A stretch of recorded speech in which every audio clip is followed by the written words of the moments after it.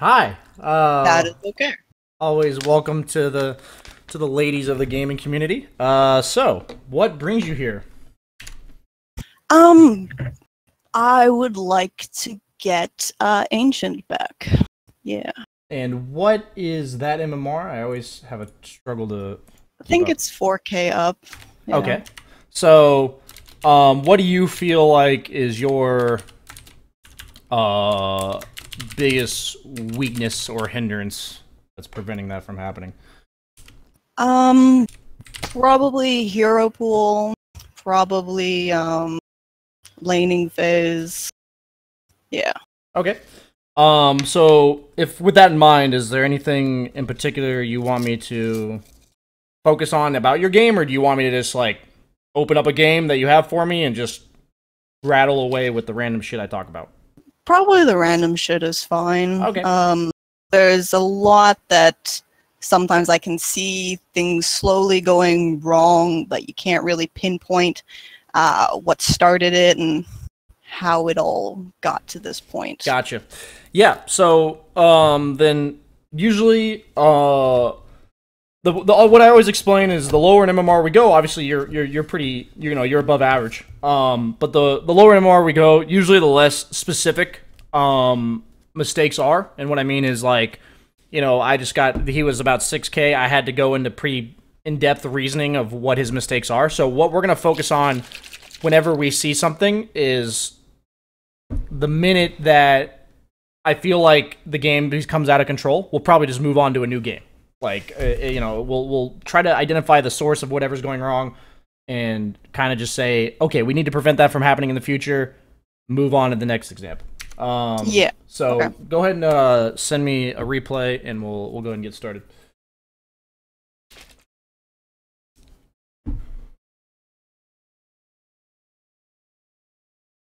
Cool. Whoop. Don't want that. Let me share a screen. I'm not going to forget. I used to always forget. Not going to forget. And let me know if you see it. And looks like you're the deuce. Cool. Okay.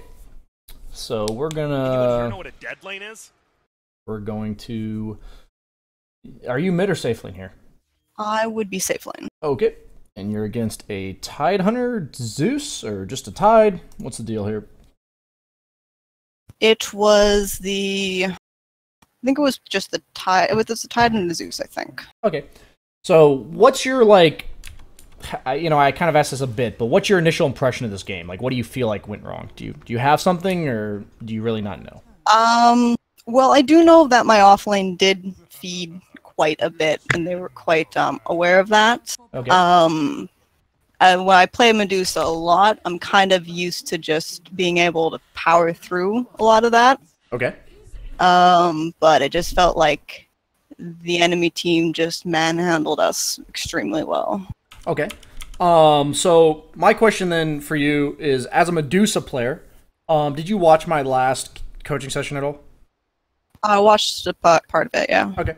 So I said as a way to exert strength, heroes can either pressure lanes and towers, or they can be like this wall that prevents the enemy team from taking objectives. What group would you put Medusa in? I would put Medusa in the wall territory. Okay, so I will say at the very high level there are exceptions to that rule, but in general, like you said, she is basically that wall. So when I look at Medusa, she's a hero that farms pretty fast, right? She only needs like 1 or 2 items, and then she farms. But the main thing that prevents these type of heroes from farming is losing towers, losing objectives, right? Because if you don't have any area to farm, then who cares how fast you farm? So I just want to say right off the bat that my initial impression of Medusa and something you should focus on these type of heroes is always thinking that your farming patterns, to the best of your capabilities, like the question you should always ask yourself is, what's the enemy's objective? And my goal is to farm as much as possible while preventing the enemy team from taking objectives. Like, there's such thing as good farm and bad farm. And so if you're an aggressive hero, the good farm is the farm that applies pressure and threatens their objectives. As a hero like Medusa, the good farm is the type of farm that not only gives you farm, but also prevents them from taking yours. So that's just something to keep in mind in the mid game. But we're gonna go and we're gonna watch this a bit here. So I see Tide. Is it? Yeah, just... okay, it was just the Tide Hunter. Okay. Yeah, he got lane zoned up pretty okay. Yeah, this should be a pretty good lane for you.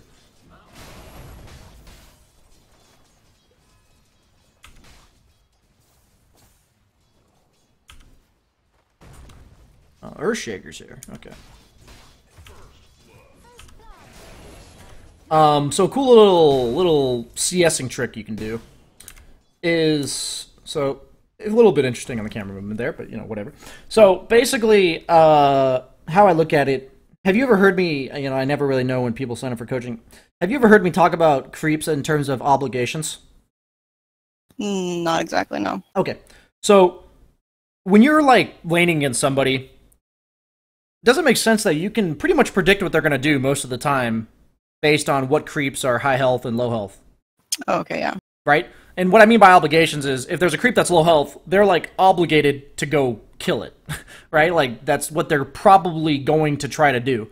And whenever I look at that, it's like they're either going to try to kill it, and if they're not trying to kill it, that's just good for me. Like they're just not CSing.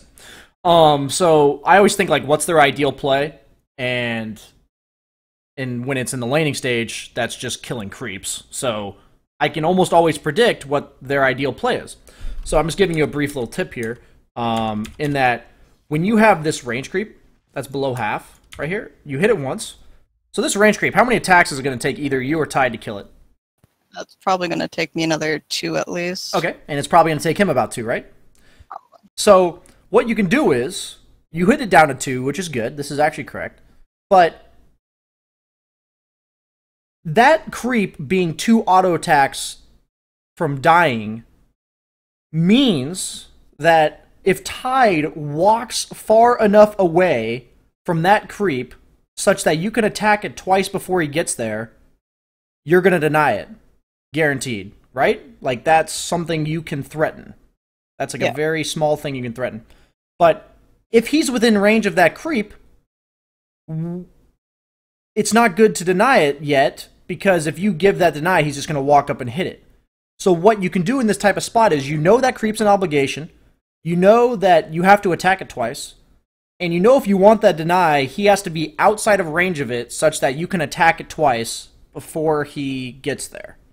So what do you think in this case you could do instead? Like you get that first attack that puts it now in range of 2 attacks. What could you do right now? Just see if he goes for it, auto attack him. Just start hitting him, right? Hit it once. Exactly. Yeah. And if he hits it once, what are you doing? Just deny it then. Okay. And if he walks away, what are you doing? I can either hit him or I can deny it. Then you can deny it, right? Exactly.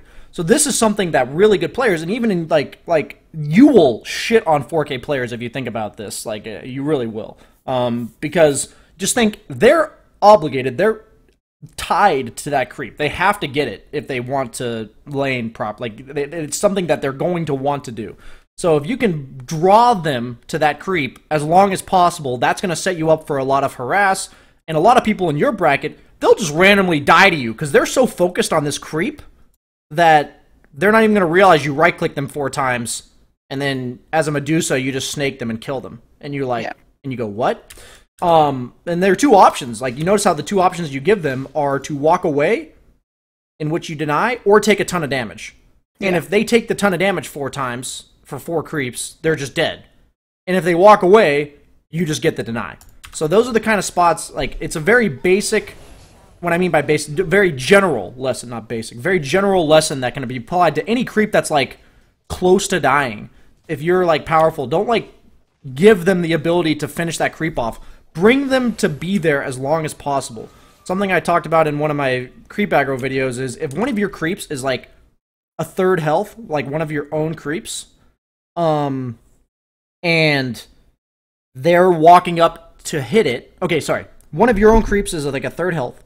Their creeps are hitting it, so it's dying, and they're walking up. What are they doing? To auto attack. They're going to go hit that creep, right? Yeah. So if you use creep aggro, what you can do is intentionally draw creep aggro so your own creep stops getting hit by creeps, And then when they walk up, their whole like internal timing of when that creep's gonna die is just wrong. Like, it's not gonna die. You know what I'm saying? Like, the creep that was gonna die to your creeps, or their creeps, sorry, is not gonna die anymore. And suddenly they're either gonna take 4 damage or 4 right clicks and harass to hit that creep, or they're gonna do this exact same thing. So that's a great little tip and trick, like especially on a hero like Medusa that doesn't have kill threat, but it applies to like these ranged heroes like Necro, Medusa, Mirana even. These heroes that don't necessarily have a ton of like innate damage super early on in the game. You can force these little things where you're able to right click the guy like 4 times. And then you're doing a pretty good job. I'm just mentioning this as like, because I saw that, I assume, that's something you haven't considered. So this is overall pretty good so far, but let's see here. Okay. The lane equilibrium management wasn't the best. Usually in 2v1s, that's your support, though, so I'm not going to worry about that. He should have gone and pulled. Long story short. They did go pull, but it was a creep wave late, is basically what it is. But that's not you, so that's not... Yeah, he was being aggressive, so... Yeah, I got you. Overall, pretty well played so far. Just little things about efficiency in creep aggro. Let's see, fast forwarding.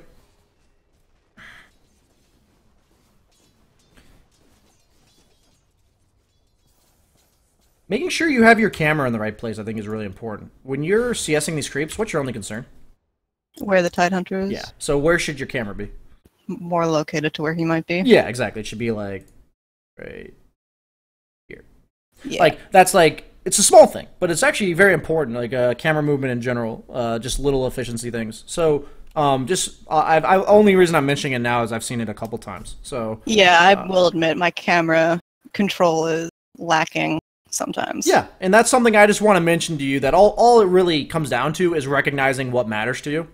And eventually, if you really practice that, you will, like, muscle memory innately, without really having to think about it. It'll basically be subconscious to have your camera in the right place. So it takes initially a lot of focus, and it'll probably draw away from other things you're doing, like you'll mess up other things. But if you invest in, like, the short term where you try to really focus on that, then you'll get better at it, is all I'm trying to say. Okay, so...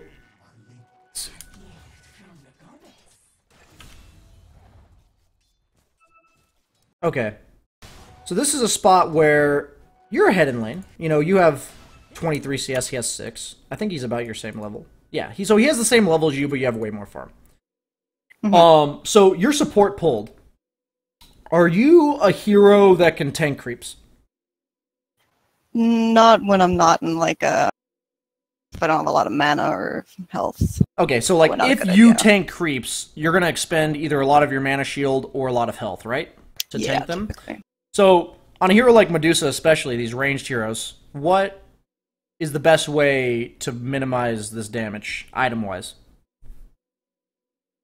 I'm not sure. Boots. Because creeps are faster than you. Yeah. Creeps are 325. So if you're 281 and you're getting chased down by creeps, if you don't have boots, you're eating a shit ton of damage. Yeah. But if you have 331 move speed, because you buy boots, those creeps are no longer as fast as you. So at this given moment in the game, this is kind of stuff that I try to think about in all stages of the game. Every time a creep wave is dying, it's always relevant. It's always relevant because creep waves usually die sometime between the 45-second mark and the minute mark, or between the 15-second mark and the 30-second mark. And so what happens is, if you think about this every time a creep wave dies, half of the creep waves are going to be dying on the minute. Okay, like half of them are going to be dying 15 seconds before the minute mark. So if you were thinking to yourself, what am I doing when this creep wave dies? Right now, what would you be thinking? That I have enough money for boots and I can go to the side shop. Okay, and what objective on the map is relevant? At Bounty runes. Bounty runes. So what might you do first? I could maybe swing into their bounty rune, triangle for bounty rune. Exactly. So my point is that a lot of mistakes around your bracket, like 4K-ish, 3K, like even like up until high 4K, is just movement inefficiencies, like just downtime that's unnecessary. So a way to prevent this downtime a lot is every time a creep wave's dying, even when you're just farming on the map, reassessing your situation in the game. What objectives are relevant? Runes, heroes are missing. You know, what's happening in the game. And what happens if you... It's the same idea as the camera movement. These things should all be done one at a time, by the way. If you try to do them all at once, you're just going to lose your mind. If you think about this after every creep wave, you're just going to start innately doing it. And then you'll start innately checking these things. You're not even going to think about it. You're just going to be like, oh, it's 453. Go check runes. Oh, it's 550. Go stack a camp. There's nothing else to do. Go stack a camp. Or, you know, oh, there's 2 supports missing. Does that matter? Oh, it does. Back off. You know what I mean? Like, yeah. That's the kind of stuff that will really help you with your map awareness as well as your movements. So this is a little thing where this downtime emphasizes to me so much that that doesn't go through your head, right? And also, if you're ahead in lane, right? Yeah, you still have regen, but there's just no reason to expend so much to just hit creeps. You know what I mean? Yeah, so, I guess wasn't sure if the Vengeful Spirit was going to get like a full kill on our creeps. Okay. I wasn't sure if I wanted to bring it into under tower range. So, I got you. So, if you're powerful in lane, right? Are you scared of this Tide? Like, does Not he really, no. threaten you? So if he doesn't threaten you, you need to think at any time, if you're not threatened, what is like the most powerful play I can make? So if we already mentioned it, the most powerful play you could have possibly made was literally walking from here to here and picking up the bounty rune, right? Like that was the most powerful play. So what if you're scared of their supports? Like what if their supports were missing and you're scared? What's the next most powerful play?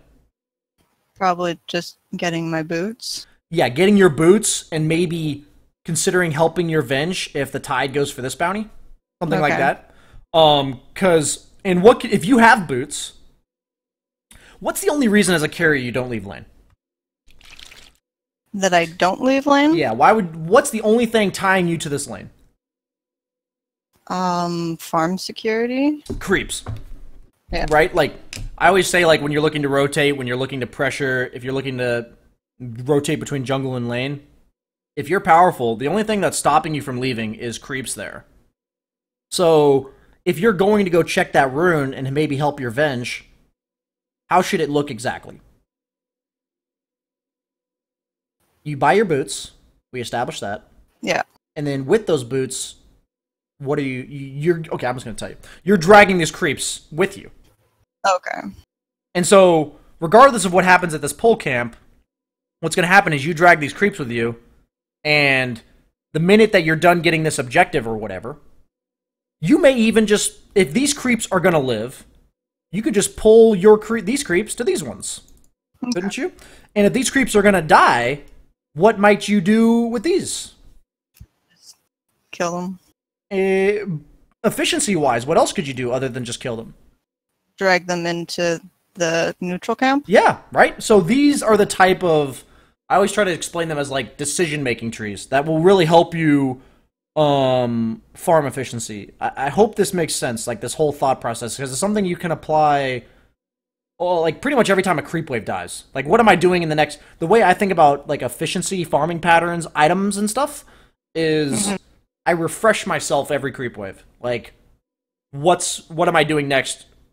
After, like, once I finish a creep wave, every time you kill a creep wave, there's always like somewhere between 1 to 5 seconds of nothing happening, right?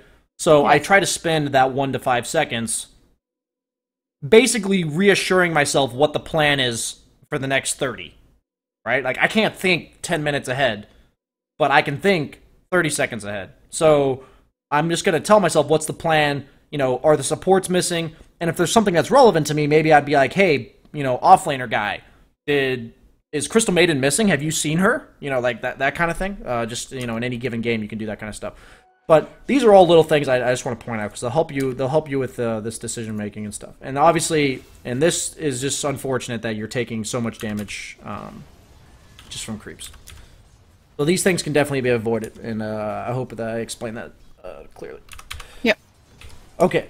Is this? Oh, it's free camera. I'm like, okay, I know I talked about camera work, but it wasn't that bad. I'm not that bad. I'm pretty terrible. No, that was funny. I'm like, okay, I know I talked to her about it, but That was definitely way worse than I remember. That was just free camera. Okay. So...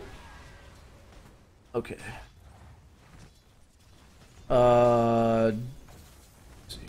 Do you know how tower aggro works? Yeah, I tried to de-aggro it. It just wasn't. I'm not talking about de-aggroing. Do you know how the aggro initially works? Not entirely. I thought it just was kind of like the closest unit, or Yeah, unless exactly. you're attacking. So it's funny. This is another one of those concepts. I didn't get mad, but I was like, "Come on, man!" Like that was like 6,000. I'm like, "Dude, did you even watch my dead lane video? Because like all the things I'm trying to teach you are in my video." Okay. So just to give you a brief tutorial, I'm not gonna waste a lot of time. So tower aggro. First off, you should have the setting enabled that if you don't already, that if you push Alt, it reveals tower range. So yeah. Okay. So tower range is 700. Creep aggro range and tower aggro range are 500. So how it works is every time you A-click an enemy hero within 500 range of the tower, you will draw aggro. And every time the tower kills something, it checks for the highest priority unit. So the order of priority goes proximity of whatever's attacking it. So if you're within 500 range, if you're not within 500 range, if you're outside of 500 range, you can actually attack this tower without drawing aggro. But you actually moved yourself into 500 range of the tower. Yeah, okay. And so now you're the only thing attacking. Catapults are last priority. Yeah. So you're going to draw this aggro when a creep dies. So this is something where if you stay outside of 500 range, you can actually freely attack this tower without it ever attacking you as long as there's creeps within 500 range. So the first step is, if there's something within 500 range and you're not within 500 range, it will never attack you. Like, it's just not going to, no matter what you do. The next step is, within that 500 range, okay, if there's nothing within 500 range, like literally nothing, then whatever's closest to it, it's gonna prioritize. So like, if you're the only thing within tower range of 700, because that's its attack range, it doesn't matter if you're not in the aggro range, it's just gonna attack you anyway because there's nothing else to attack. So I'm just telling you this because preventing this kind of stuff can be a big deal to like a little bit of efficiency, as well as, you know, being able to aggressively push this tower. Because straight up, like, you could probably walk at this tide and maybe even push him away from this creep wave, right? Like, maybe even just walk at him and threaten him a lot. But what happens is you end up taking a lot of tower damage, and that kind of shuts that down. Yeah. And whenever we have this advantage, we want to make sure we push it, right? Like, make sure we extend our lead as much as possible. So how it works is, towers and creeps, this is the last thing I'm going to talk about, towers and creeps have a 3-second aggro cooldown. So what happens is, every time you A-click something, every time you A-click a hero, every creep, every tower on the map checks and sees if you are within 500 range of it. If you are within 500 range and you have A-clicked a hero, that creep or tower will aggro you.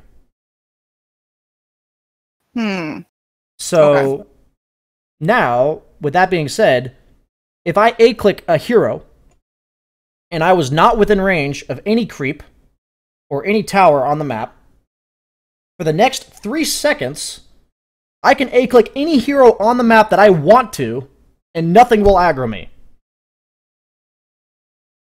Are you following where I'm going with this on this tower? So what happens is, the best way to efficiently dive... You know what? I always go over time anyway. We got extra time. I'm going to show you real quick what I'm saying, so it can really be applied. Like, it'll be very quick. Let's see. Let me pull up this. So basically, if I A-attack out of range, I have 3 seconds of free attack? Yeah, I'll show you real quick, and it's going to take a minute. It's very quick. So, we're going to show you a hero. We're going to... Come on. Dash. Okay. I don't fucking understand this bug. Whatever. Yeah, that's a funny one.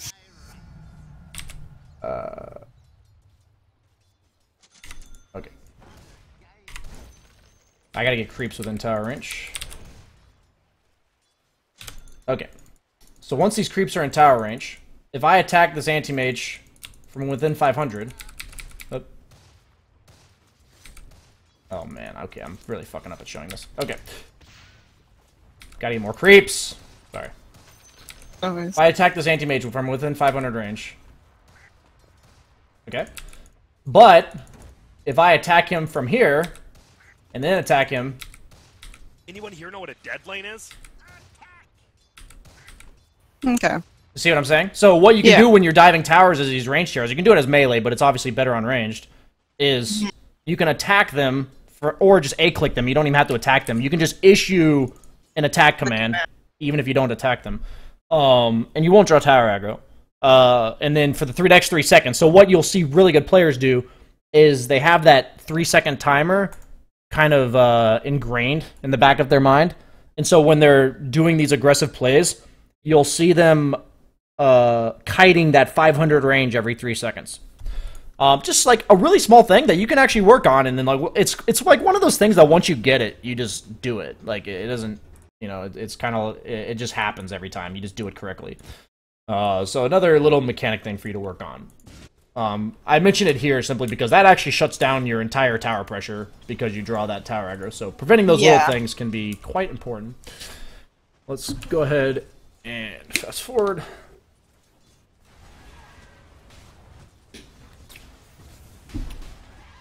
So yeah, every time one of your own creeps is dying, just make sure you're not the first priority for that tower. Just make sure you're not the closest unit within 500 range attacking it. Or if nothing's attacking it, make sure you're not the closest unit out of nothing that's attacking it. Yeah, I wasn't aware of the like attacking part of that equation. Okay, yeah, cool. So in this spot, just as any carry, there's another little mechanic. Based on their lineup, do they have tower pressure? No. Okay, so is your fortification needed for defense? Not really. No. So are you a hero that naturally kills towers? Not really. No. So if your hero doesn't naturally kill towers, not to be a smartass, what's the most important thing to help you take towers if you're one of these types of heroes? Siege units. Siege units, right? So this is the spot where really, really good players would fortify their creeps aggressively. Because what that's going to do is it'll keep your creeps alive long enough such that your next wave will be here, maybe right here. And then what you can do is use this salve to tank 3 tower shots. And then you have a siege unit for a whole nother wave. Yeah. So this is something where you don't necessarily want to do it if the enemy team has a ton of tower pressure, because then you may lose. Over. Yeah, you may lose one of your other lanes and you fuck them, right? But if you're applying pressure and they don't have it, very good use of fort. You'll see it a lot.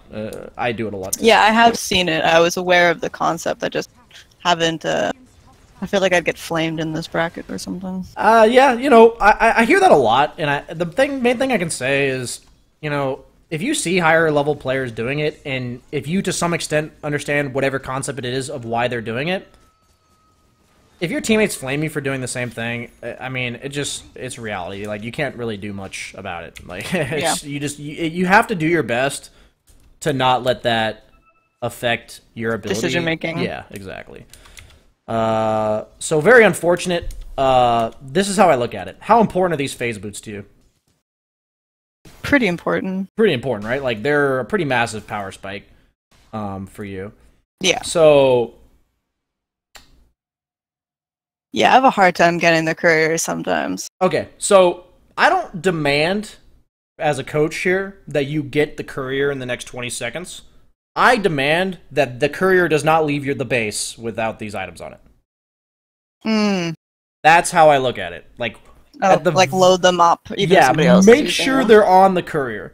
And so, like, if you buy your items, the first and foremost priority in the back of your mind, making sure you obviously don't wrongly position or randomly feed because you're thinking about it, is to make sure that you're monitoring when the courier goes back to base. So usually what happens in these cases, I could rewind if I wanted to, was you purchase these items when the courier was like right here or something, and then it walks all the way back to base, and then it leaves again without you realizing it. And that's like, it's a big deal, right? You have 3,100 net worth, and 1,200 of it's at base. Yeah. I mean, as a carry, you are effectively neutering yourself by 40%. Yeah. That's it's pretty big. demoralizing when you think about it, right? So that's something where I always emphasize this. I see it a decent amount. It honestly is around your bracket. And it's just something where I look at these types of occurrences and I say, that is something that with practice can be prevented 100% of the time. Like you can, you can prevent that from happening. And these are the little mistakes that I emphasize that I think it's how you get to 5K. Is like mainly mechanics of this sort. Is like once you optimize these types of mechanics that I've gone over with you so far, getting to 5K is just like much easier, right? Like I know you're saying you're going for 4K, but I'm saying like up until about 5K, mechanics are the most important thing. So you end up getting this tower. That's great. Like it would have probably been a slight bit earlier because if you did the fourth thing, right? But either way, still got it. You're not the tower pressure hero. So to practice here, what is your thought right now that's dictating your farming patterns? And this is may something, to be honest with you, not to, like you have never even considered this before, but this is the thought. I always try to get people in the right mindset. So for the next few minutes or whatever, when you're farming, you have Mask of Madness, right? Are you wanting to fight? Not right now, no. So when it comes to like tower pressure and getting shit done on the map, for the most part, like I said, once you get way up there, there's exceptions. But like, let's learn to walk before we run. For the most part, you're not doing anything objectively. So if you're not doing anything objectively, this is what I went over in my last coaching session. What's your only concern? Getting my items at a good time. Not dying. So getting your items, not dying. And if you want to farm efficiently, we talked about it at the start of the game, what's the only thing that's going to prevent you from doing that? If we lose towers. If we lose towers. So, based on the dead lane theory that I have now drafted a thesis on at this point, what are the only 2 towers that the enemy team can possibly take? Our safe lane and our mid. Okay. So, on your team, out of all the farming cores, which one most ideally wants to sit there defending and farming those towers? Me. Okay. So, based on the map right now, is it completely acceptable for you to just hit neutrals? Yes. Okay. And when will it no longer be acceptable for you to hit neutrals? When they're pushing mid or my safe lane tower. Exactly. Okay. So that, and maybe that's super simple for you. Maybe this is something you've already thought about. But I feel like if you know that, your farming patterns are guided for like the next 5 minutes. I think so, yeah. Right? Like, could you see that? Like, just saying, let's say, when you're hitting neutrals, where should you be looking on the map? Like, what should be your concern on the map? Basically, I should be monitoring their safe lane to see how my team's doing with that. Okay. And wherever any of their heroes might be. Okay. And then what lane equilibriums are you concerned about? Mostly top lane right now. Top lane, maybe mid, right? Because you want to be at these towers before they get there. That's the crucial part of it.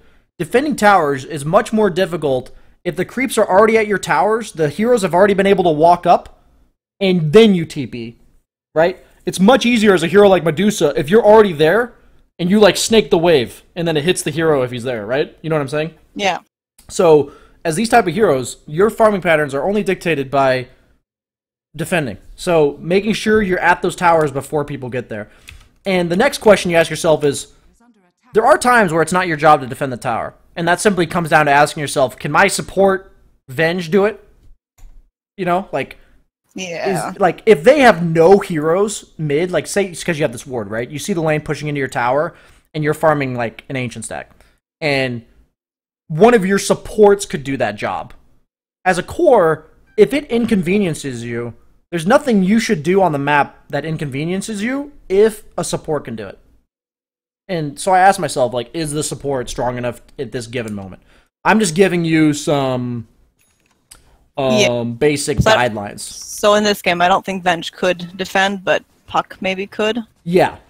So that's something exactly where, yeah. So that's great. That literally comes down to then, asking yourself, so the fine line becomes, at that point, is, does it inconvenience me or Puck more, like, to do it? Because Puck is a core, right? Like, so even though you're the one, what the one means is you're supposed to be the most farmed hero. That doesn't mean that everything that matters to you matters way more than anyone else. Do you know what I'm saying? Like, it just means that you're the one that's supposed to be hitting creeps. So, it's one of those things where if Puck defending prevents Puck from being able to do better things, then you should defend over the Puck. You know what I'm saying? So, that's the if Puck best way could to be explain it. ganking or taking objectives. Exactly. So, but if Puck's, like, working on a Blink Dagger, doesn't have it yet, and is perfectly content with just farming underneath the tower, in that case, yeah, like, let the Puck do it. So this is a spot where when I look at rotating between lane and jungle, okay, spoiler alert, where should your camera be right now? Bot lane, maybe? What did we say your concerns with lane equilibrium are? Oh, top lane? Okay. So the reason why I say it is, like, are you... the times where you're concerned about what's happening in that fight is when you're potentially showing up. Are you showing up? Not unless it's under our tower. Yeah, like, where the fight's taking place, are you showing up? No. No. So, in my opinion, in this case, if I'm not showing up, all I care about is knowing, like, yeah, Haunt's used, Zeus ulti's used, like, they have 4 heroes here. Like, yeah. I know, I actually don't have to look at this fight to know what it means to me. Like, if I'm looking to show up to fights, I do have to look at them, right? Like, because I have to know exactly what abilities were used and how the health and mana pools of heroes are, you know what I mean? But if I'm not showing up, then it just doesn't matter to me. Like, none of that stuff matters. It can matter, but it's one of those things where if there's something better to look at, I'd rather look at that. So my point is, farming pattern-wise, your only obligation is to defend your tier 1s, right? So the last thing that can happen here is that you're neutral jungling,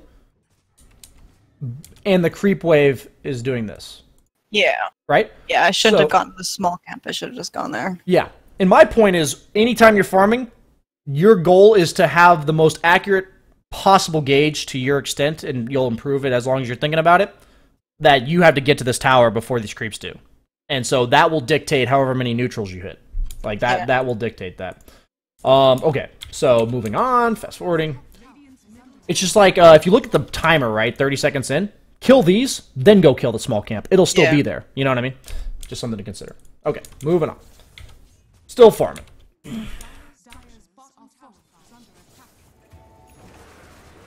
Once again, it did take you quite a long time to get that Mask of Madness. Yeah. So just, you know, it is a thing to make sure you. This is good. You rotated to defend the tower. Best use of Prime. So this spot. This is where I probably do something stupid. With your items, are you fighting their heroes? No. Okay, so what should happen right now?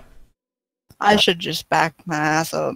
And what's your objective in terms of farming? If you're going to farm... Probably go back top lane. Yeah, TP top right now, right? Your job, objectively, is to defend towers. You actually did the right thing up until this moment. Like, you rotated through the jungle to get to mid, pushed out the lane. Your mid lane is, like, no longer needed you, right? Like, the next creep wave is going to spawn in 6 seconds. It's not going to get to your tower for, like, another 30. You're not needed here. So... if we told you at the beginning, like we already did, that your job is just top and mid, that's all it is, like, just defend top and mid, then the only time you'll show up to this stuff is when you feel like you're ready to fight. And I feel like you know innately that you're not supposed to fight. If I had the Dragon Lance with me right now, then it might have been okay. Exactly, I agree. But I didn't, and I'm pretty sure this goes terribly. Yeah, I agree with you on that. And this is just one of those spots where when you're missing a lot of net worth, maybe this ends up working. It just feels like one of those things when I play these heroes like Medusa. I don't think I'm a very good Medusa player particularly because my playstyle, I like to be a playmaker personally, and Medusa's a hero that I feel uncomfortable with because I'm like reliant on my team It's to basically make. the exact opposite of Yeah, exact making opposite of a plays. playmaker. Exactly. So that basically sums up why I feel like I usually don't like playing Medusa personally. I'm not saying she's like bad for you to play, but this is one of those spots where I could, just from my knowledge of Medusa, I could know that like there's just no reason to, you're missing a lot of net worth. You have 7K net worth, but effectively you only have 5K. So put yourself down here, and there's a creep wave to be Going farmed. there, yeah, it did absolutely nothing. And most notably, right, if this creep wave is here, what do you think about your decision to show up to this? Less terrible. It's not bad at all, because what are you missing? Pretty much nothing. Maybe Neutral one creeps. neutral camp, right? Like maybe one camp. But with the creep wave where it is, and then you deciding to show up to this fight, the negative potential of showing up to that fight is much greater, right? Like, Yeah. you're missing this And I could have died. and this. Yeah. Yeah, exactly. Like, Like- so the way I look at team fights is there's always going to be the constants of everything that can go wrong in the fight. So a lot of the decisions that have to be made are ignoring what happens in the fight, what's being won or lost elsewhere. You know what I'm saying? Like, am I missing creeps? Are they taking a tower while this is happening? You know what I mean? That's how I try to think about it, because in almost every team fight, what you talked about with the threat of dying or whatever, that's always there. But the difference in team fights, there's always an assessment that can be made on what's happening around the map while the fight's going on. And you want that to be all the lanes into their towers, like in an ideal scenario. That's what you want. I'm not saying that's possible in all games, but that's what you want. But my point is, if you look at the timer right now, you just killed a creep wave. Does this seem like a similar scenario? You just killed a creep wave. We talked about 5 minutes ago your job, right? You're farming. You're in farm mode. Like, I don't have to be here to coach you to tell you you're farming for like 2 items at least, And so you're in farm mode. We told you your job is to defend safe lane and mid lane. You just killed the creep wave. If you apply that concept, like say we could retroactively apply it, wouldn't you just immediately, with no hesitation, TP top? Yeah. Right? And so the process of this thought is, first and foremost, you have to establish with farming patterns what's important to you. Like, what I mean by that is, in this case, the example is that defending your 2 towers is important. So, first and foremost, every game on every hero, do your best to establish what's important to me. Pressuring, where is it? Defending, where is it? Avoiding death, who am I avoiding? That kind of stuff. And then the second you kill a creep wave, that should be what is considered immediately. Like, if you're scared of X hero, then once you kill the creep wave, you're going to look for that hero. You're going to be like, where is he? What are they doing? If your job is to pressure a tower and you finish a creep wave, you're going to think, what can I do in relevance to that tower? Oh, it's not safe enough for me yet. I'll go hit these 2 neutrals and then go. Like that kind of, like, that's where you start really being efficient. Obviously, this seems pretty, I would say this is relatively advanced, but honestly, if you're going to play a hero like a Medusa a pretty good amount, I think you can apply this kind of stuff, right? The difficulty in this is, what I'm trying to do for myself is applying it to 25 different heroes. Sorry to, kind of interrupt you there a bit, but the point is, for you to learn this lesson, I highly recommend, to the best of your capacity, trying to, like, do it as much as possible on one hero. Yeah, Medusa would be that hero, because Okay. I do have a lot of games on her. Then, yeah, and whenever you learn these concepts, for you and anyone watching, definitely apply them on your most comfort zone heroes first. Like, that's the best way to do it. And then once you feel like you understand this concept on Medusa, go do a different hero. Like, go apply it on someone else. And, like, that's how you'll... And then eventually what will happen is you'll know this concept in general, not just on Medusa. And then suddenly that's gone. That's good. That you can check that off your list. You know it. You're done. You know you're going to do it on every hero. That's how it kind of goes, in my opinion. Like, you just slowly but surely include it. So, if you go top right now, what also benefits you by pushing out this lane? Based on the Relieving time. pressure. But based on the time right now. Based on bounty runes are soon. Yeah, right? So, whatever fight's going on bottom, you push this out, and just go pick up these, and then go back, right? So, it's just another consideration. So, what I would do is usually, sometimes, or most of the time, I don't think that far ahead. I literally see, oh, there's a creep wave. This is my job. Go do it. And then once I get here, I kill this creep wave, and I'm like, oh, it's 1435. Like, you know, because it's about 10 seconds when I kill this creep. It's about 1435. Oh, bounty runes. Oh, you know, like that's how I'm thinking. So that'll, if you think that way, it'll help you a lot with your efficiency. All about Dota in terms of efficiency is being able to predict how things are going to go or look before they happen. So the reason why players like in your bracket have a lot of random downtime is because they don't think about it ahead of time. So they have to like learn after the fight happens, like, oh, I was useless. You know what I mean? Yeah. And then they realize it. It's like the goal is to know that ahead of time and then just never be there in the first place. Yeah, I guess because the enemy team, I was feeling a little bit pressured to when you're playing against Spec, the clock is ticking constantly, and you just. Oh, for sure. So okay, so this is what I want to be clear about. When you play against these heroes like Spectre, Alchemist, these type of heroes, you know you're on a timer. That's not, yeah, like you obviously, you know, you're at that bracket where you definitely know well enough that you're on a timer. The thing I feel like, even up until 6K, like players I get in my games, people just panic. They think, shit, I'm on a timer. They have Spectre. They have Alchemist. We need to hurry the fuck up. These heroes mean you have a timer, but because you're against these heroes, it doesn't suddenly mean play your hero in a way your hero can't play. You know what I'm saying? Like, if your hero isn't strong enough to teamfight yet, and you're on a timer, what does that actually mean for you? That I just need to accelerate my farm. You need to get to the point where you're strong enough to fight as fast as possible. Like, that's what needs to happen. If you're against, like, these heroes and you're like, oh, I need to take Roche, or I need to take this tower, I'm on a timer.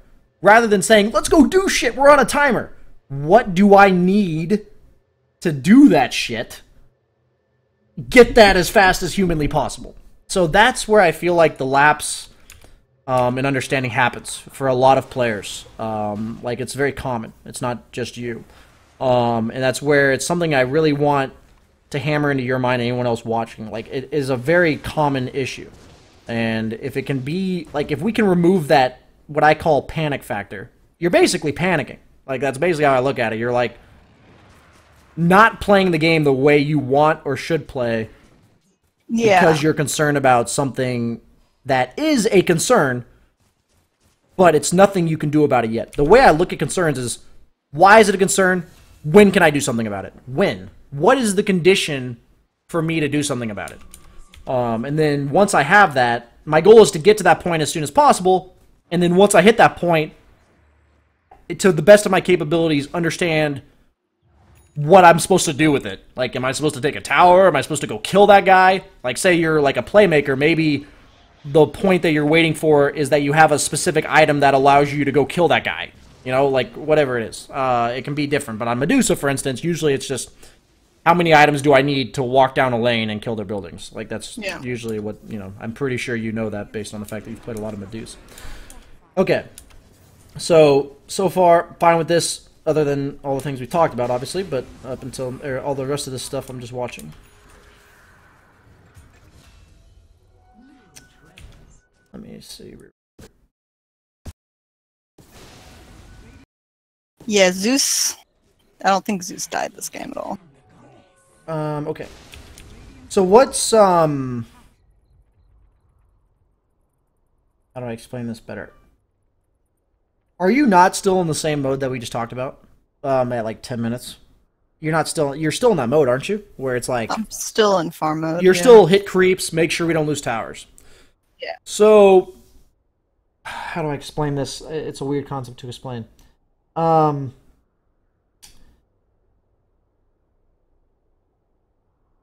So, yeah, you're trying to defend towers, but as you get more and more powerful, like as you get more and more items, it allows you to be more aggressive on the map, right? So initially, when you're these heroes like Medusa, sniper type stuff, your version of defending towers means the second the creeps get there, you're like cowering underneath your tower, hitting them. You know what I mean? Yeah. But now I think you're strong enough where if you see heroes on the map, you can walk out from the tower. You know what I mean? If they're not all 5 missing, you can walk out of a tower. So I look at this timer and I think, I don't mind that you clear this wave because you're right here, you just kill the camp and the creep waves respawn. But your obligations are still top and mid, right? So you want to remove those obligations whenever it's possible. So if they were all 5 missing, this wouldn't be good. But if they're showing on the map, what could you do right now? I could probably push out mid a little bit. Yeah, just go, if you know the timing, when is the next creep wave going to get right here? When is it going to get right there? It should be about like 20 seconds or so? 2010, 2012, somewhere around there 12. is when it's going to get here. Creep waves in the mid lane meet about 15 seconds. They'll meet right here at 15. Okay. So at about 8, they're like right here. 10, 12, 15. These are little things, like I said, that will obviously improve you. So, same thing applies for creep camps as it does creep waves. You kill this creep camp, aren't you spending the next 4 seconds walking somewhere? Yeah. Couldn't that time be spent thinking, what can I do the most efficient, right? My point is, if you start thinking, this may seem overwhelming, because it probably, like, it may seem overwhelming to a lot of people. If you start thinking this way, it's no longer going to actually require you to think anymore. You'll just do it. So, in this case, you see people on the map, and you know your obligations to defend mid. Why not just go push 1 lane mid? Isn't this creep camp going to be here when you get back? Yeah. Right? That's how I think about it. That creep camp's, it's not actually inconveniencing you, because if you just walk through the jungle right now, you're going to kill all these camps with like 20 seconds to spare. Aren't you? Like, you're just going to kill this camp and it's going to be like 20-40, something like that, you know? And then what were you supposed to do? What are you going to do for the next 20 seconds?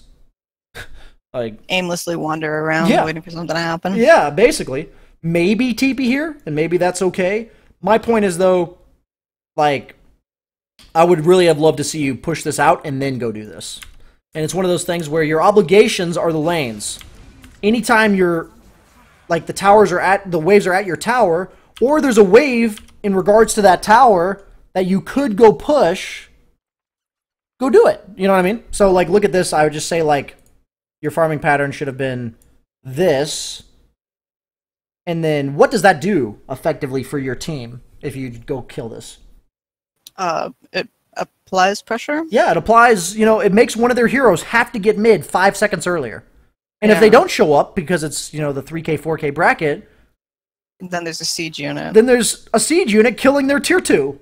Right? Like, so exactly. Yeah. That's exactly how you clearly understand like what I'm getting at when I'm saying these things. So yeah, it would have been an acceptable extension. Yes, based on what you saw, right? And that's my point is whether or not I actually saw that, because whether or not I was actually paying attention to that is another story. The point is, I want you to know that these are the thoughts you're supposed to have. Notice how you have about 15 seconds to spare, as we kind of mentioned. These are the thoughts you need to have. Anyone here know what a dead lane is? Such that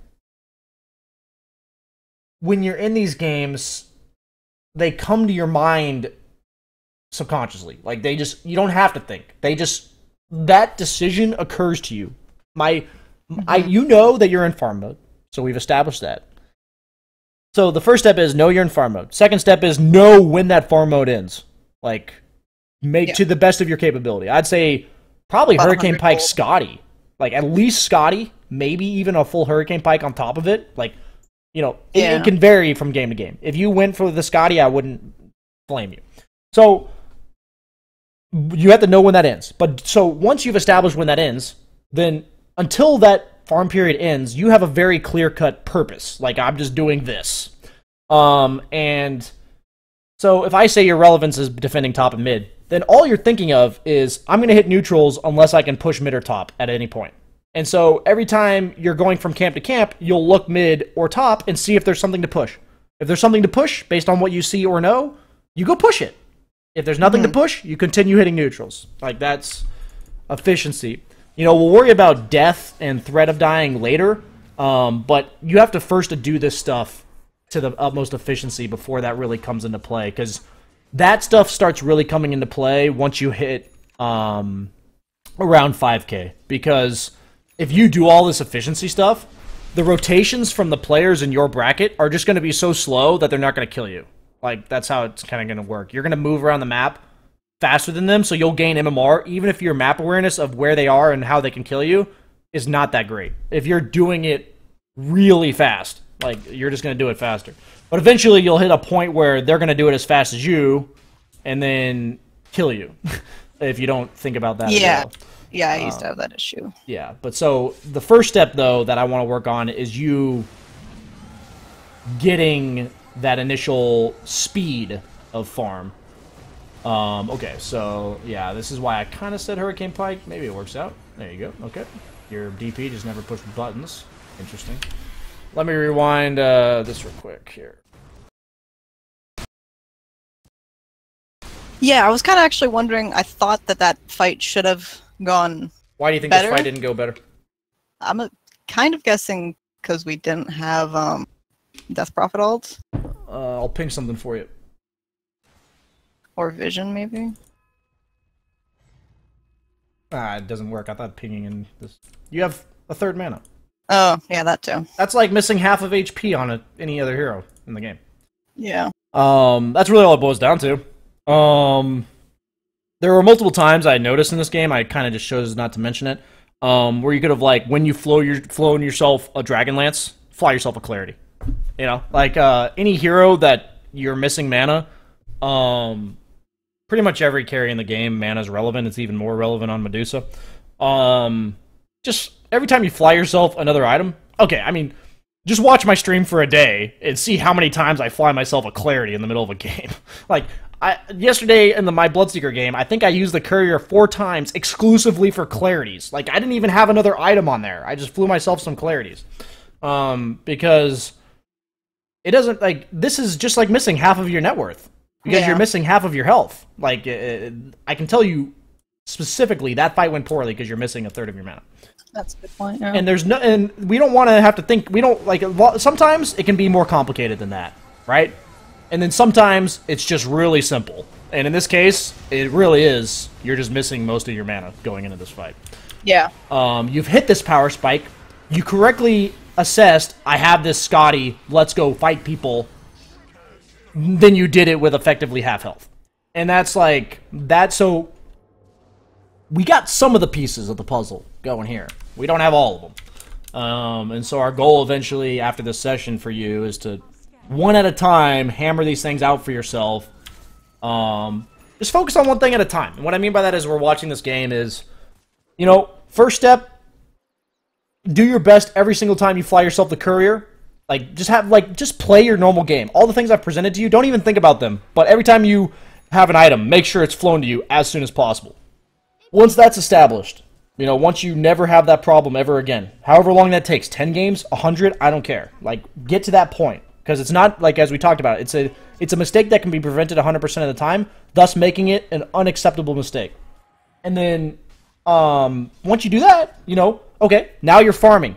Make it so that every time you kill a creep wave or a creep camp, you ask yourself, you know, what am I doing next and why? And then, at the same time, the next game, or maybe the first step, maybe this would be better to do first, would be, what mode am I in? Am I in mode farm or mode take objectives? And when and if does that change? And why? You know, like that kind of question is probably first. And then once you're in that mode, then probably the creep wave thing is next. So my point is, though, just one thing at a time. And so now that you lost that fight, your ability to do stuff is quite hindered. Whenever you hit... Sorry, go ahead.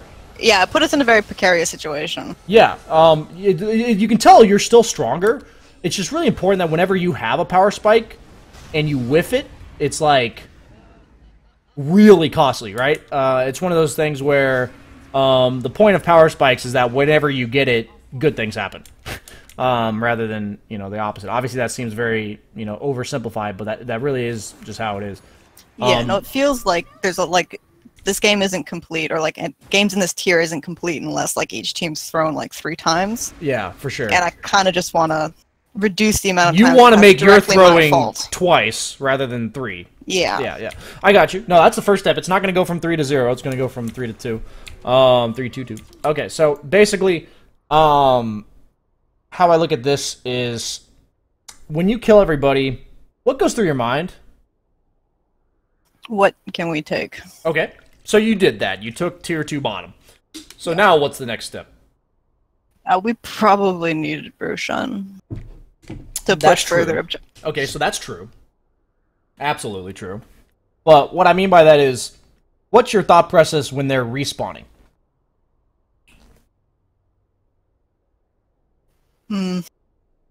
This may be something you've never considered. Where are they gonna go? Yeah, what are they gonna do next? Make sure we're all powerful enough. Reset. Kill objectives while they're dead. Reset when they're, by the time they're alive or before they can do anything. So, what do you think I'm getting at here? Am I running around with half mana again? Yeah, exactly, right? You need to be, now that they're all alive again, you need to be full power. Now. And the amount of time that the enemy team is alive and you're not full power is directly related to your MMR. I'm saying, that is a very distinct efficiency thing. If you watch high-level players, they will reset really fast. I'm not trying to, brag by myself. I'm just saying, anybody in my bracket, just watch them, right? Watch a fight end, watch them take the objective, and watch how quickly they do things. It's just insane, right? So, we're not saying we need you to be some 7K plus efficiency level. We need you to be 5K. We need you to be 4K, 4.5. First and foremost. So, this is just something, bringing it to your attention how important it is. So, why are you going MKB? Is my question. I guess it was just I needed a damage item. Butterfly didn't seem great because they only have one right click, which is spec, and then she has a radiant, so I opted for MKB over Butterfly. Okay, so let me look at items real quick. This helps me. Okay. So here's the problem I have with MKB. So I'm looking at other items. I think I would have gone. I think I would have gone Mjolnir. Okay, so the reason why I have a problem with MKB is, okay, this is how I look at itemization and heroes in general. Are you responsible for countering their heroes or being the most powerful hero on your team? Yeah, I guess I probably just need to do the most damage I can do. You need to just be as powerful, whatever's ideal for you. Let everyone else deal with them. If Spectre had, a butterfly or some shit, okay, go ahead and build an MKB, because there's no way in hell your team's going to kill her. But, at the same time, why would butterfly be a terrible item for Spectre against your heroes? Because, again, I'm the only right click, and everything else DP can't miss. DP's ult can't miss. So, it's just one of those things where I also don't think Butterfly is good for you, because you said Spectre's the only right click, and if you don't know, Desolate can't miss. So, wait, it can't? Okay. No. Her auto attack can miss, but the 50 pure damage will not miss. So that makes Butterfly not unpurchasable against Spectre, but obviously weaker. If they had another right click hero, then yeah, exactly. But it just makes it innately weaker to go Butterfly against Spectre. So it's just one of those things where I would have gone Mjolnir or Manta or something, or BKB even. Look at their heroes, right? I would have even considered just getting a BKB. The only hero that actually does any damage to you during BKB is Spectre passive. That's legitimately the only damage you're taking. So I look at this game and I say, when are we going high ground? How are we ending this game, right? That's what we're at that stage. Are you going to do that without an Aegis? Probably not, no. Okay, so you've already established your next objective is Roche, period. Like, Yeah. the reason why your Roche is more important than this tower and this tower is because do these two towers make it easier to get Roche if you take them? Not really. No, isn't the shrine just the same Yeah. thing, right? Does this Roche make it easier for you to take these towers? Definitely. Okay, that's how objectives work. Like, right? Does one objective enable others? And if so, then that's why almost always you take this tower before this one. But the reason being is this tower makes it easier to take this one. But the times where you would take this one first is when you don't need it to be easier. Like, you're just strong enough. Like, you don't need it. Like, whatever ease of execution that this provides you isn't necessary in that game. Yeah. Like, you're just that much stronger than them. So that's just something to think about with objectives. But the point being is, I think my build here would be Mjolnir BKB. I think that is how I would build here. Yeah, I think after I got the MKB and I was looking at everything and I was like, I feel like a BKB would have just been more efficient. So and what does the BKB help us do? What did we say it helps us just stand in the middle of a team fight. do? But mainly, you said you're on a timer, so what's the main purpose of the BKB? Oh, it allows for Allows you to end the fucking Objective? game. Yeah. Like, that's what, you know, not to be, blunt about it, but it allows you to end the game. So, Yeah. you need to ask yourself, can I, like in these situations at any given point, can I afford to go Mjolnir and then BKB? Or Yeah. do I actually need to end the game now? And that's like something you can assess. But like on a hero like Medusa, I'm almost always willing to go the Mjolnir because even though you're technically on a timer, like, what hero farms faster, you or Spectre? I should be able to. You farm way faster, so in the time it Yeah. takes you to get that extra 6k net worth, that she may have gotten 3, Yeah. So is that acceptable? Probably. Like, you know what I mean? So that's how I try to look at it. It's different every game though, right? It's like if I'm a Jug versus Alchemist, I'm usually pretty hesitant to just farm. Like, I'll use, if I have an item that allows me to take objectives now, I'll take it. I'll get it over the other ones. Because I know Alchemist will farm faster than me. But if I'm Spectre, or I'm Medusa against Spectre, I'll probably prefer taking the, I can take the greedier route. the greedier route. Yeah, as long as you can still end the game eventually. Okay. So this is a spot where, honestly, this tower taking should never happen from you. What's the only way you die in this game?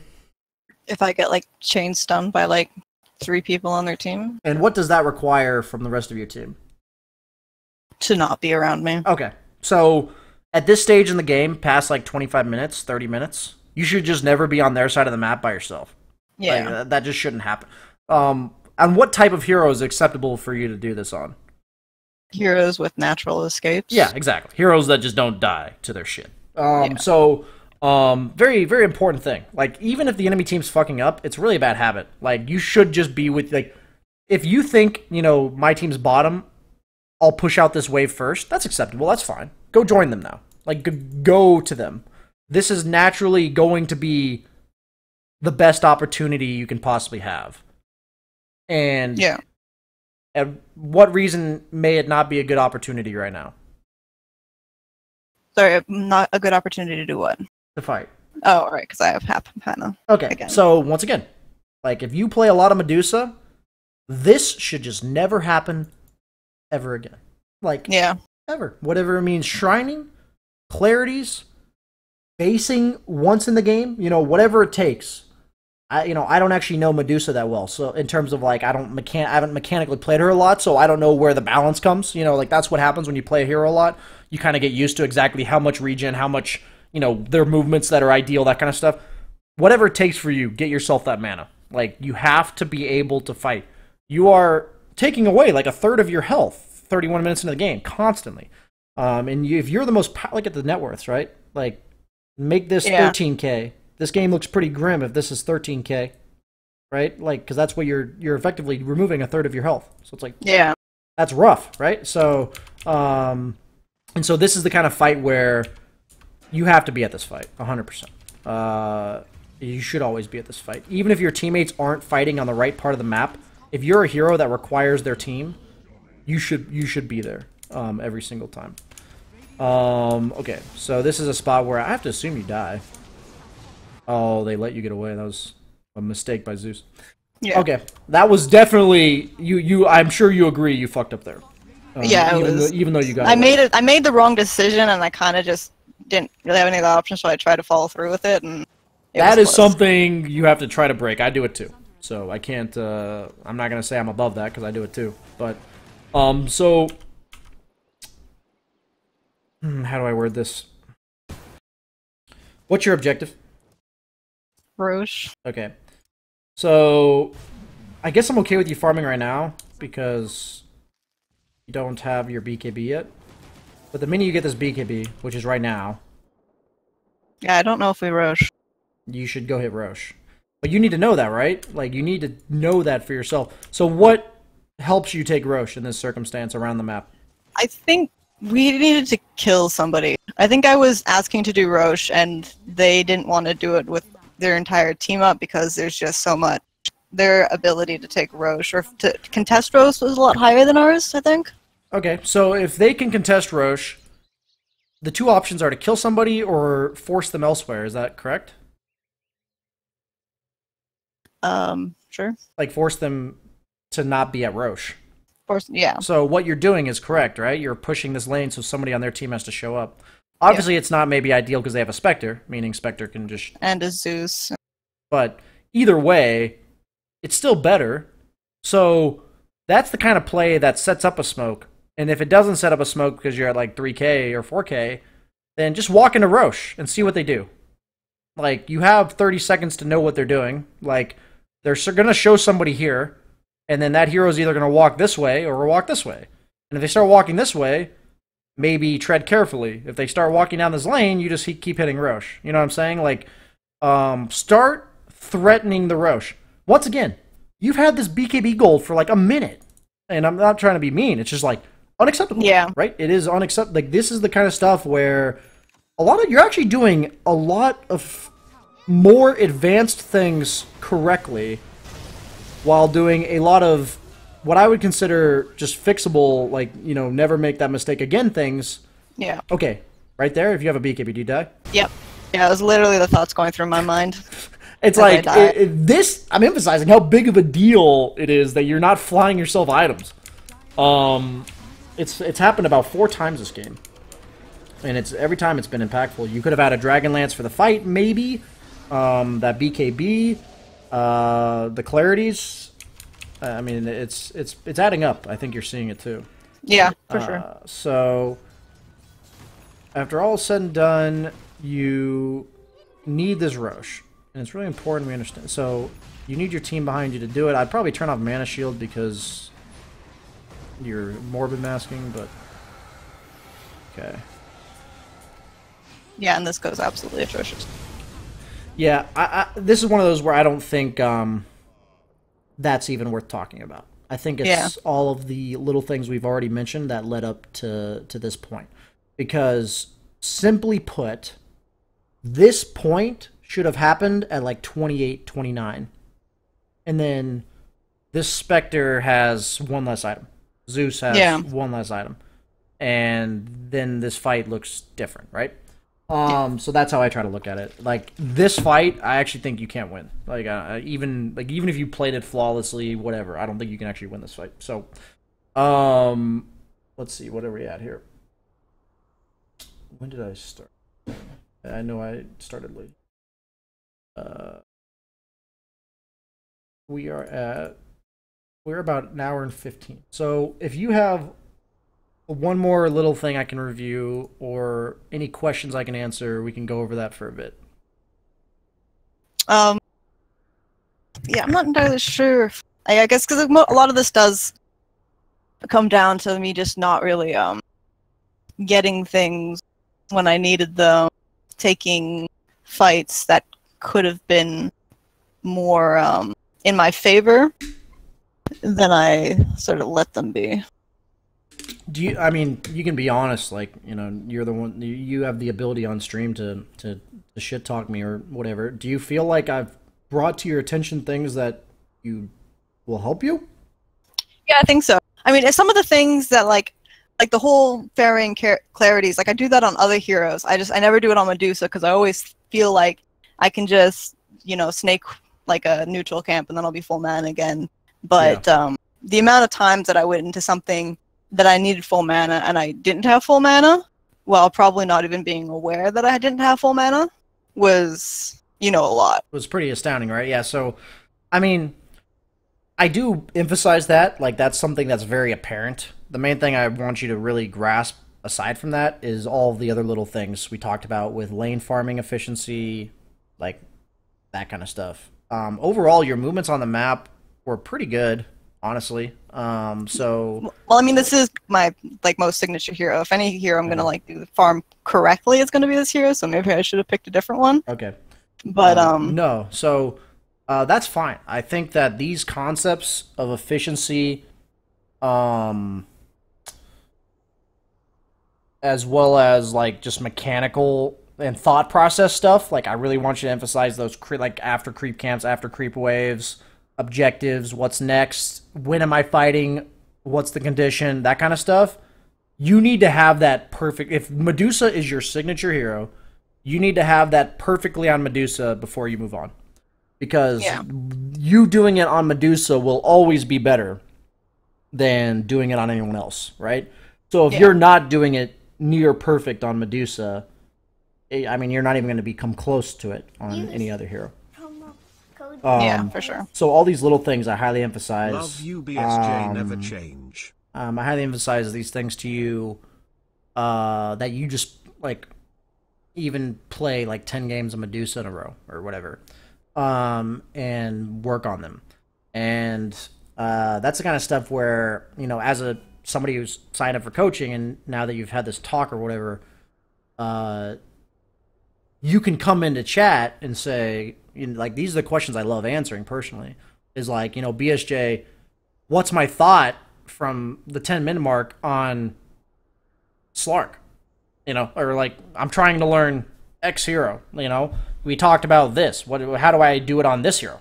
And I can give you like a minute or 30-second or whatever explanation on that hero.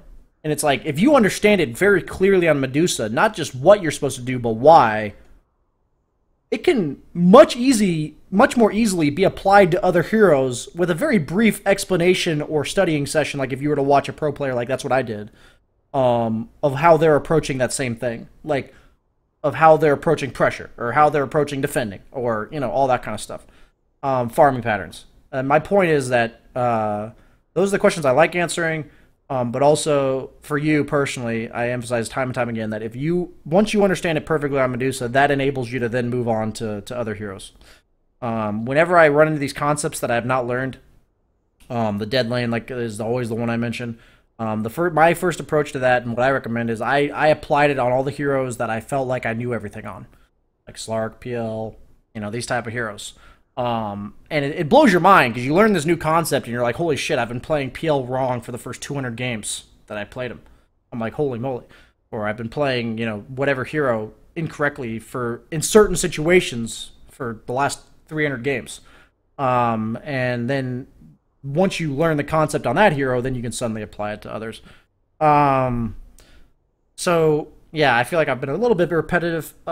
Is there any other questions you have, or are we, you know, is that where we're gonna call it?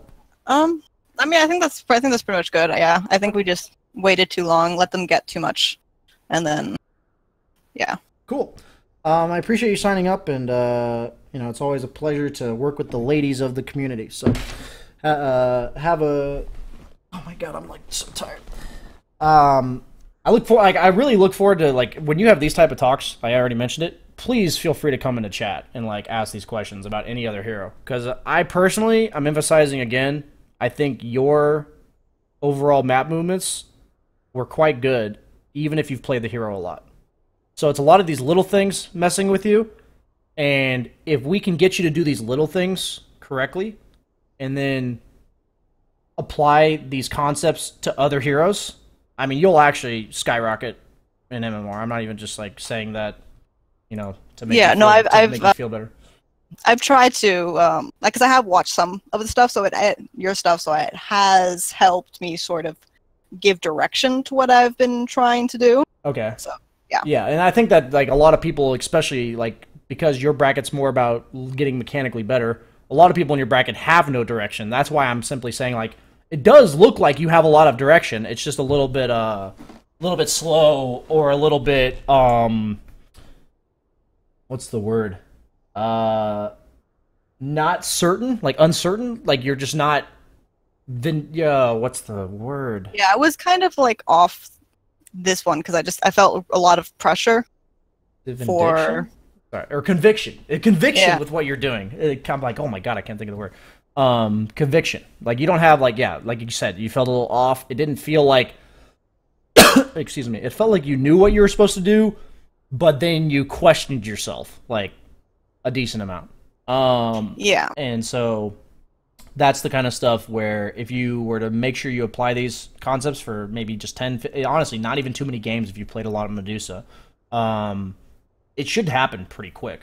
And then, like I said, really emphasizing, once you understand Medusa at this level and you're just winning games freely, do not continue to spam Medusa. Like, because what will happen is you'll get to 5K playing Medusa, and then you'll be can't play anything else. You'll be a 5K Medusa player, 3K everything else. Like Yeah. So I've been there. Yeah. So yeah. So I appreciate you signing up, and I look forward to hearing about your progress. And have a good rest of your weekend. Yeah, you too. Thank you. Yeah. See it. I'm actually like unable to think clearly right now. She was nice. That was good. Let's see.